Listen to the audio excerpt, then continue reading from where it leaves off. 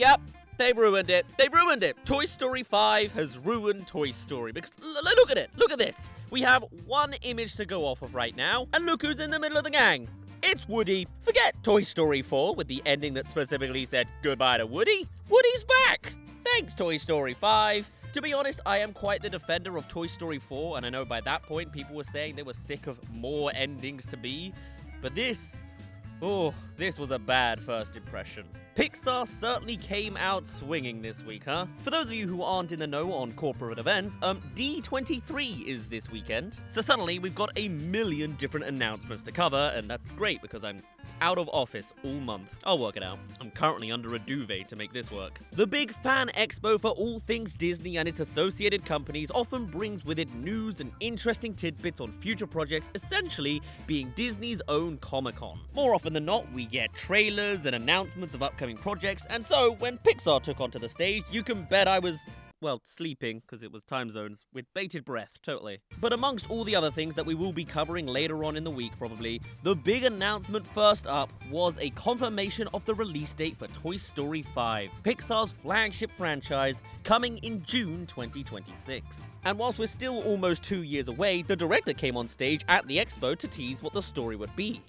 And I've got some thoughts on that. Let's dive into this, shall we? Toy Story as a franchise has been kicking around since 1995. It is literally older than me, and statistically you. Somehow, Toy Story turns 30 next year, and we're still running with it, huh? Existential crisis to the side, the franchise has been kicking around for almost 30 years, bringing in very much dollar after dollar for Pixar and Disney. The franchise was thought to be capped off in 2010 with Toy Story 3. God, can you imagine those days? A whole 14 years ago we thought it ended. With the film single-handedly responsible for crying millennials, including myself, at the death of their childhood, and seemed like a fitting end to the franchise. The story had come full circle, starting with the jealousy of Woody at the arrival of Buzz, and now that same idea of jealousy being the driving force behind Lotso, the pink huggable bear that had since lost its scent. That movie ended with the toys being gifted to Bonnie, the new little owner of the toys that started in Andy's bedroom. You just couldn't ask for a better, more tear-jerking ending to a franchise that has come to define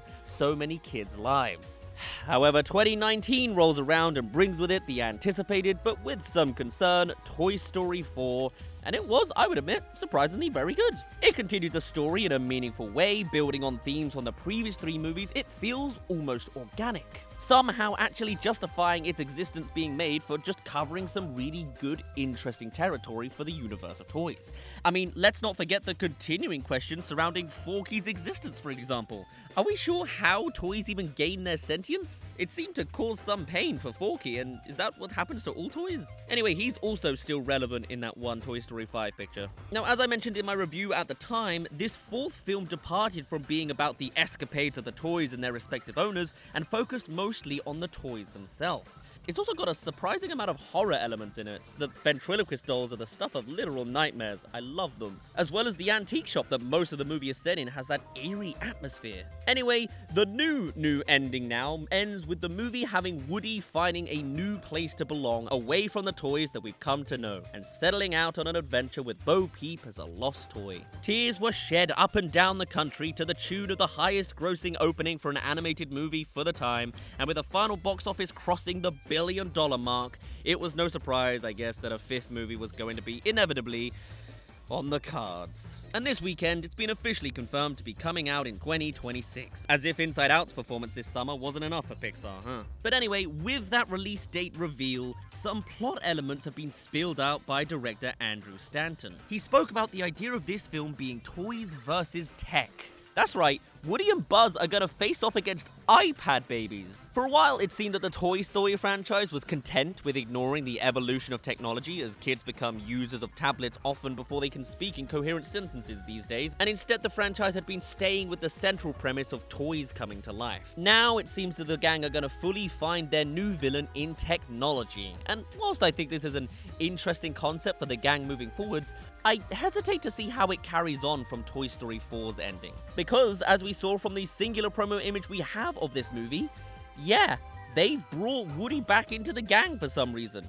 You can't have a Toy Story franchise without Woody and Buzz being in the same room. However, doesn't that rather undercut the bittersweet ending of the last film?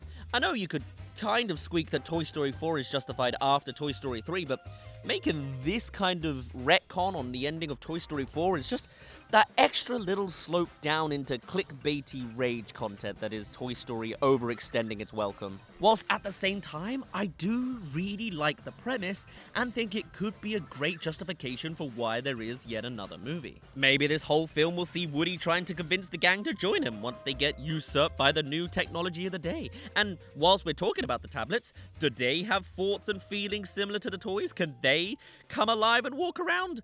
I doubt. I very much doubt that's where we're going. But there are other opportunities they could do. The concept art that they revealed shows Bonnie holding a tablet, so can this thing speak? You know, just like normal speakers? Is it interactive? Is this going to be a Mitchells versus Machines-esque problem? How do you even fight against technology if you're just a small collection of fabric and plastic, you know? It's not exactly like the toys are going to be the apex predators to rise up against the artificial intelligence technology takeover. In fact, I very much would be surprised if they do go into that crazy, fantastical element of technology. Who even would be the actual physical villain in this kind of story? It's a very interesting take to take and could be very well done if done very well. Funny that. But as an actual message aiming for kids and presumably parents as well, I am also so very on board with the idea of tackling the topic of iPad babies. It's kind of the elephant in the room, I feel like, these days, that there is just a growing abundance of iPad babies being just shoved tablets into their face so the parents can practically neglect their children by just having them finally quieten down.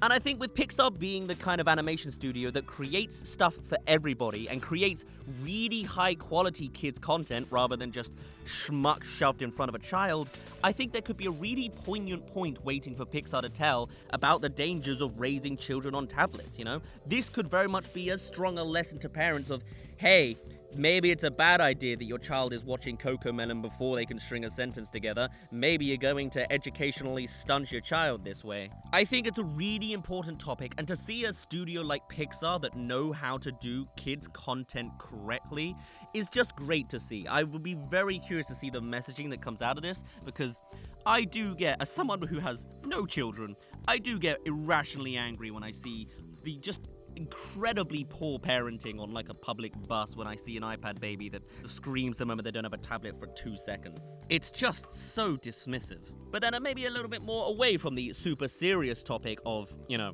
iPad babies and that whole messaging, the other tidbit of concept art that was revealed was 50 rogue malfunctioning Buzz Lightyears, which will be an additional villain for this movie. Alright, kind of weird. You kind of already did that in Toy Story 2. Definitely am starting to feel some of the elements of this franchise is running out of steam.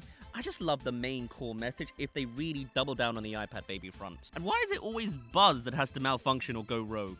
I mean, he even got brainwashed in Toy Story 3, so I think it's safe to say that there's something similar will be going on with these variants of him. There's something wrong with the manufacturers over at the Lightyear factory. But yes, with malfunctioning Lightyear toys seeming to be the henchmen for this film and not the Chris Evans rendition, no doubt being controlled by some rogue AI spirit inhabiting Bonnie's tablet. I don't really know exactly how they're going to do the villainous side of things for technology. I just like the core message that I think is the reason this movie was justified to exist in the first place. I think, in a lot of ways, Toy Story 5, is ruining the franchise. It ruins the ending of Toy Story 4.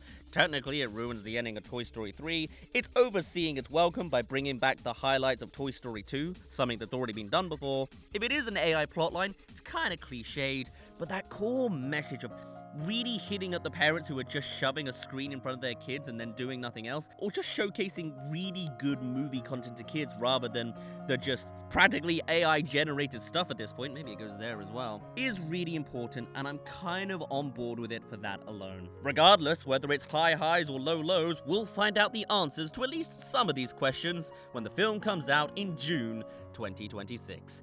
And expect a trailer, I don't know, January 2025 at the absolute earliest? I guess we'll find out. For now, my name's been Daz. Thank you very much for joining me under this little duvet in the middle of a caravan in the middle of nowhere. Do let us know your thoughts on Toy Story 5 now that we've seen a little squeakling of what's going on, and I shall see you in a little bit. Bye-bye!